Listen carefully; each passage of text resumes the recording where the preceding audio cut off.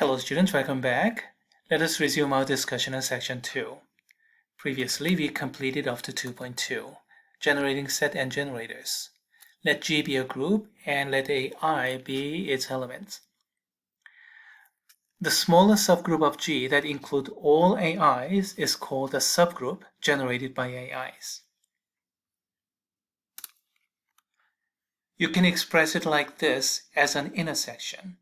The intersection of all subgroups of G that include all AIs. In 2.1, we proved that not only this intersection exists and unique, but also this is a subgroup. Actually, not only that, this is the smallest subgroup that includes all AIs. We actually proved that all in 2.1. So the existence, uniqueness, and the smallest subgroup, everything is already done. But then again, we went through another property of this. The very same subgroup here has another aspect, this one here. It can be written as the set of all words that made out of the finite arrangement of the alphabet, AIs, like this. And we actually proved that this too is a group, and as a matter of fact, these two are the same. The previous expression and the next expression are actually the same. Therefore, depending upon whatever that suits us, you can use either the first expression or the second expression. If the subgroup is G itself, then we say AIs generate G, and we call AIs the generators of G. The set of all generators is called a generating set, and if G can be generated by a finite set, then we say G is finitely generated. Okay, we got up to here, finitely generated group. Now up to here, the group G did not have to be abelian, but from this point on, I'm going to impose an additional condition that G is abelian as well. If I do that, we're going to get this result here. The fundamental theorem of finitely generated abelian groups. Every finitely generated abelian group is isomorphic to, in other words, essentially the same as, a group of this form. A bunch of residue class of z p to the r power form, and then some repetition of z's. This repetition, the number of z's in this repetition is called Betti number.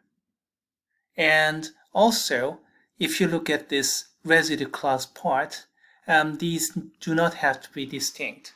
So for example, z2 to the 5th power can show up multiple times in duplicate.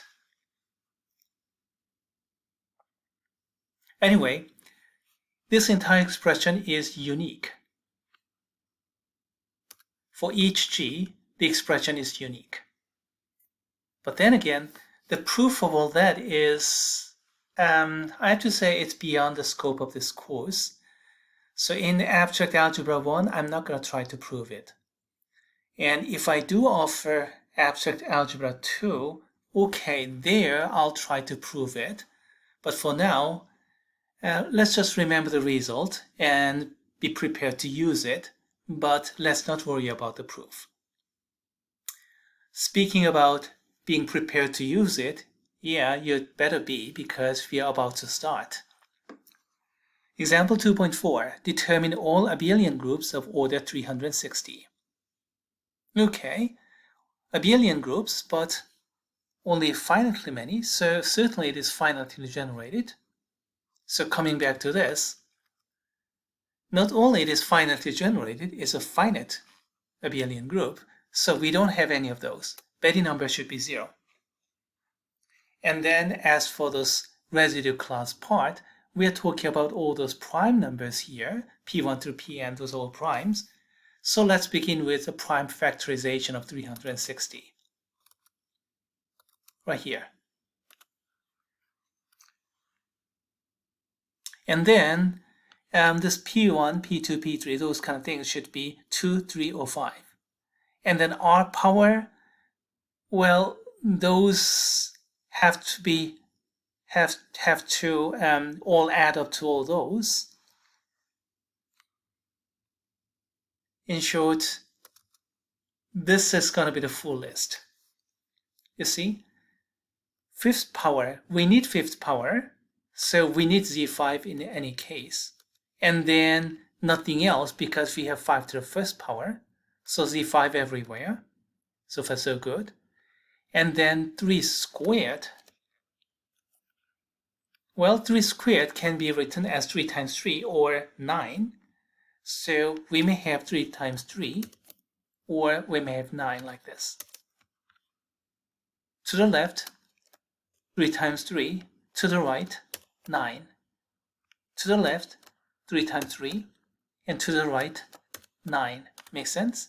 And as for this 5, as a matter of fact, let's come back and complete this color coding as well. We have 5 to the first power only, so we have only one choice, nothing else. We have second power here, so 1 plus 1 or second power directly, we have two choices. Now, 2 to the third power. It can be written as 2 times 2 times 2 like this, or that as in the first row, or it could be 2 times 4 as in the second row. You can do that by 4 times 2, but no problem there. And of two isomorphism, they are the same. And then finally, 8. So there you go. Did we cover everything? 2 to the third power is either 2 by 2 by 2 or 2 by 4 or 8, as you can see from first, second, or third row. And 3 squared can be either 3 by 3 or 9, as you can see from the first column and the second column. So that's it. We covered everything. We determined all abelian groups of order 360 of two isomorphism. Okay, let's go to the next example. A group G is said to be decomposable if it is isomorphic, in other words, essentially identical to a direct product of more than one proper non-trivial subgroups. Otherwise, the group is called indecomposable. Like this. G is direct product of HIs and not equal, is isomorphic, so essentially the same structure, same group structure, and each HI is a non-trivial proper subgroup, but I don't like this 0, excuse me. Yeah, okay, that's better. Yeah, G is a little bit abstract, so let's use E for the identity element. And then non-trivial, so this is strictly greater, not equal. And proper, so this is strictly greater, not equal. Okay, we have this decomposition. If that's impossible, then the original group is indecomposable. Okay, all right, let's go to the problem. Prove that a finite indecomposable abelian group is cyclic. Not just cyclic, but a cyclic group of a power of prime order, z p to the r power. Haven't you seen that before? Z p to the r power, of course, you've seen it here. And what does this problem say? Well, first it says finite set, finite groups, so Bethe number is 0. We shouldn't have any of those. And then it says indecomposable, so we shouldn't have any of those. So we have to have something like that only, and actually that's the end of the proof. So what did I do here? Yeah, the proof follows directly from the fundamental theorem. Yeah, it's not really worth any more talking. Okay, so much for 2.5. How about 2.6? Let m be a square-free integer, that is, m is not divisible by a square of any integer. Prove that every abelian group of order m is cyclic. Okay, let's postpone the cyclic part. Let's discuss what it means by a square-free integer. Well, we're going to use fundamental theorem, so think about prime factorization as we did in 2.4.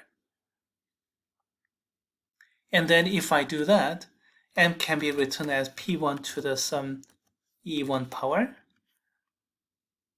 and then the next prime, p2 to the certain e2 power, and then there may be more, but how many more, nobody knows.